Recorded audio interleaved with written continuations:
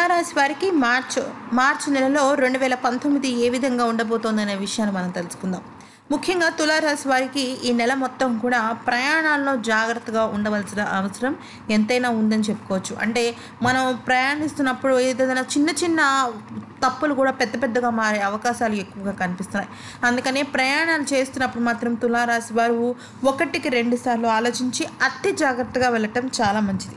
ఇక మరీ ముఖ్యంగా తులారాశి వారికి ఈ నెల కొద్దిగా మానసిక చికాకులు ఉన్నప్పటికీ కూడా వాళ్ళు చాలా పట్టుదలతో, అంటే ఎక్కువగా శ్రమపడి వాళ్ళ ఒక కష్టించే గుణమే వాళ్ళని కాపాడుతుంది అని చెప్పడానికి నిదర్శనమే తులారాశి వారికి మార్చి నెలలో 2019లో మనకి ఘోషిస్తుందని చెప్పుకోవచ్చు. అంతేకాకుండా మార్చి నెలలో తులారాశి వారికి ధనం కూడా బాగుందని చెప్పుకోవచ్చు. అంటే వాళ్ళు ఎంతైతే కష్టపడతారో అంతకు తగ్గట్టుగానే డబ్బు వస్తుంది. ఎక్కువ రాదు, తక్కువ రాదు. మరొక ముఖ్యమైన విషయం ఏంటి అంటే తులారాశి వారు ఎప్పుడు కూడా ధనాన్ని నమ్మి ఎవరికి ఏమీ ఇవ్వకండి. అలాగే ఎవరైనా సరే ఉచితంగా డబ్బులు ఇస్తున్నప్పటికీ కూడా అది అసలు తీసుకోవడం కానీ, లేకపోతే గిఫ్ట్గా ఇస్తున్నామని ఎక్కువ మొత్తంలో డబ్బులు వచ్చినప్పటికీ కూడా తీసుకోకండి.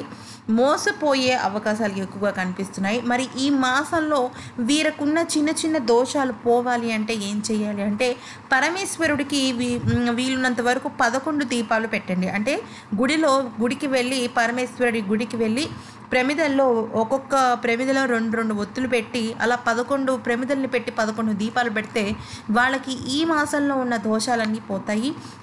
ఇది కుదిరినప్పుడు పెడుతూ ఉంటే చాలు. ఒక్కొక్కసారి కుదరకపోవచ్చు. అంటే మీ ఉద్యోగరీత్యా, మీ వృత్తిరీత్యా, మీరు ఆడవాళ్ళైతే మీకున్న పరిస్థితుల రీత్యా ఇలాగ కుదరకపోవచ్చు. కానీ కుదిరినప్పుడు మాత్రం పెడుతుండండి.